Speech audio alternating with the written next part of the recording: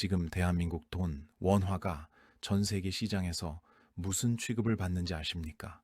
쓰레기 취급을 받고 있습니다.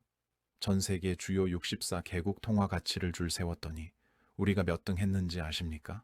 뒤에서 5등입니다. 59등이라고요. 여러분 지금 혹시 나는 선진국 국민이다. 이렇게 생각하고 계십니까? 죄송하지만 그 착각 오늘 제가 산산조각 내드리겠습니다. 말이 심한 것 같으세요? 천만에요. 통계는 거짓말 안 합니다. 더 충격적인 건 우리랑 같이 노는 애들입니다. 우리 밑에 딱 네 나라 있습니다. 국가 부도난 아르헨티나, 경제 망가진 튀르키예. 지금 대한민국이 이런 나라들이랑 어깨를 나란히 하고 있다는 겁니다. 지금 이 영상을 보고 계신 이 순간에도 여러분의 통장 잔고, 여러분의 아파트 값은 달러 기준으로 보면 실시간으로 녹아내리고 있습니다. 가만히 앉아서 벼락거지가 되는 게 남의 일이 아닙니다.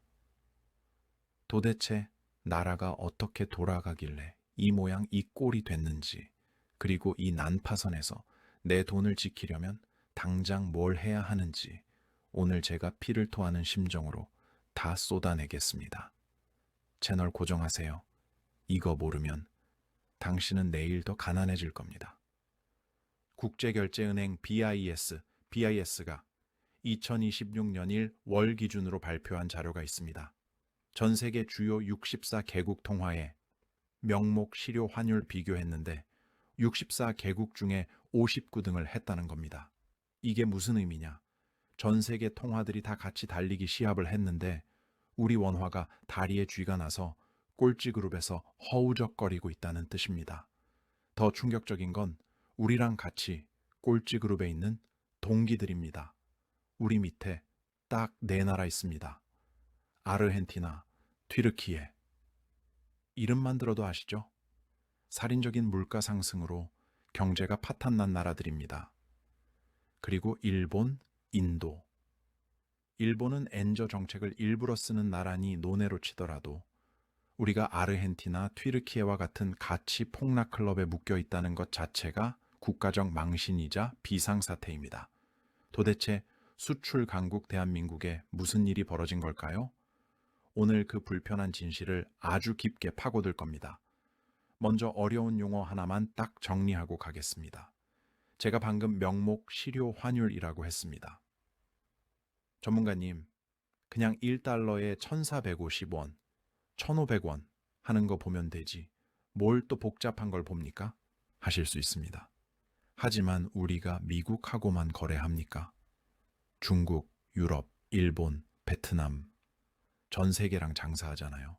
실효 환율은 이 모든 교역 상대국의 물가와 통화 가치를 종합해서 우리 돈 원화가 가진 진짜 구매력을 나타내는 지표입니다. 기준이 100입니다. 그런데 1월 초 기준으로 우리 수치가 86.56입니다. 기준선인 100보다 한참 밑이죠. 이건 무슨 뜻이냐?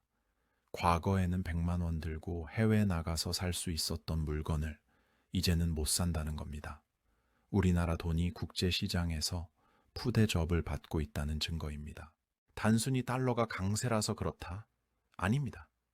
달러가 강세면 다른 나라 통화도 다 떨어져야 하는데 유독 우리가 뒤에서 5등이라는 건 남들 10% 떨어질 때 우리는 20%, 30% 떨어졌다는 얘기입니다. 이건 대외 변수가 아니라 우리 내부의 기초 체력, 펀더멘털이 무너졌다는 확실한 신호입니다. 그렇다면 왜 어쩌다가 이 지경이 되었을까요? 크게 세 가지 구조적인 이유가 있습니다. 첫째, 성장률 역전의 비극입니다. 돈은 냉정합니다. 더 안전하고 더 이자를 많이 주고 더 성장하는 곳으로 흐릅니다.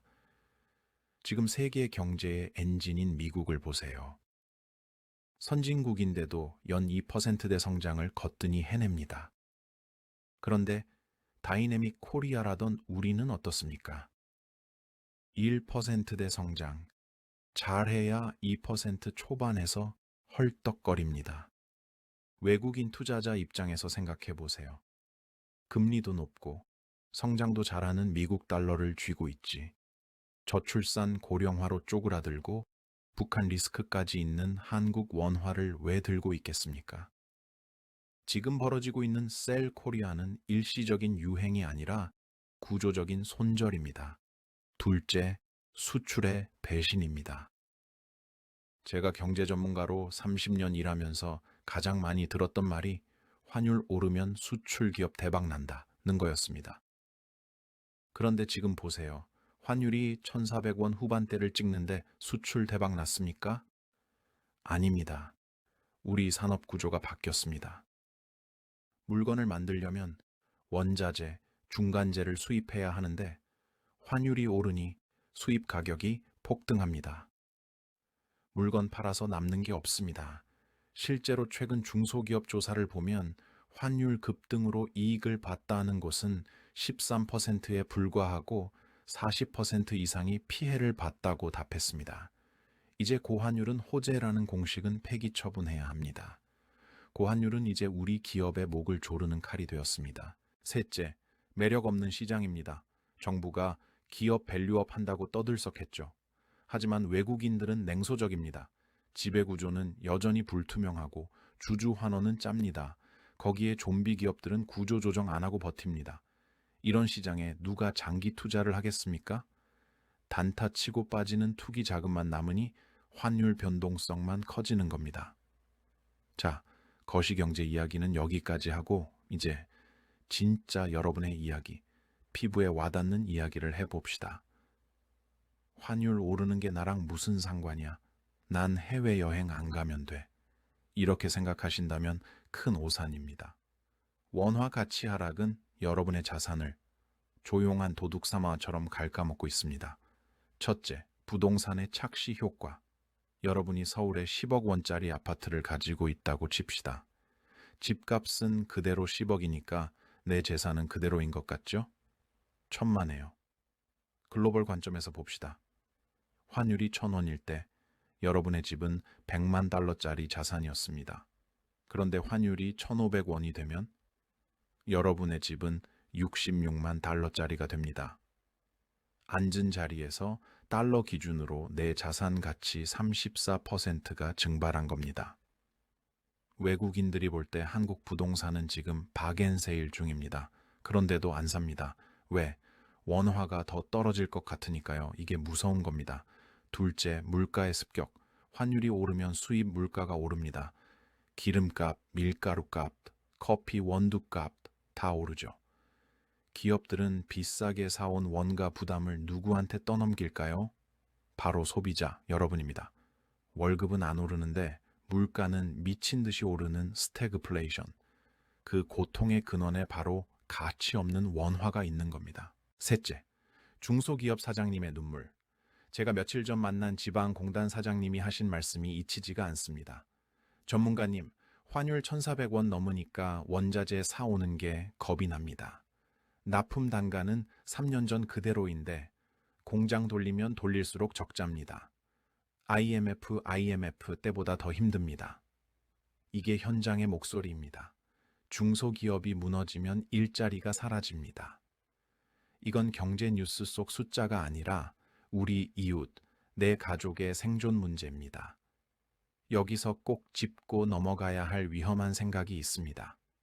인터넷 댓글 보면 이런 말 많아요. 일본 엔화도 똥값 아니냐. 일본도 버티는데 우리도 괜찮겠지. 여러분, 제발 일본과 비교하며 위안 삼지 마십시오. 체급과 구조가 완전히 다릅니다. 일본은 전 세계에 엄청난 자산을 깔아놓은 세계 최대 순책 원국입니다. 엔화 가치가 떨어지면 해외에 있는 자산 가치가 올라서 가만히 있어도 이자와 배당이 쏟아져 들어옵니다. 기업들이 역대급 이익을 냅니다. 하지만 한국은요? 우리는 가진 거라곤 기술과 인력, 그리고 무역 네트워크뿐입니다. 철저하게 물건 떼와서 가공해서 팔아야 먹고 사는 나라입니다. 우리는 일본처럼 엔저의 축복을 누릴 수 있는 기초 체력이 없습니다. 일본을 보며 안도할 게 아니라 저 나라는 저래도 버티지만 우리는 이대로 가면 죽는다는 섬뜩한 경고로 받아들여야 합니다. 상황이 이렇게 심각한데 그럼 손 놓고 있어야 할까요? 아닙니다.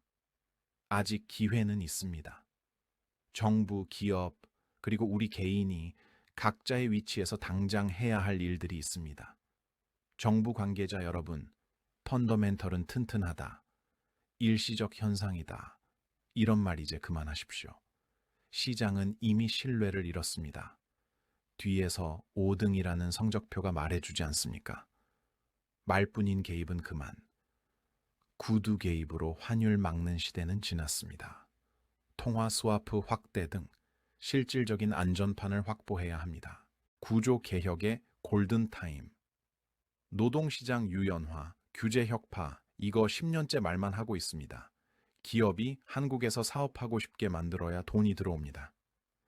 지금이 진짜 마지막 기회입니다. 밸류업의 진정성. 코리아 디스카운트 해소, 흉내만 내선 안 됩니다. 상법 개정해서라도 이 사회가 주주를 위해 일하게 만들어야 합니다. 그래야 외국인 자금이 돌아옵니다.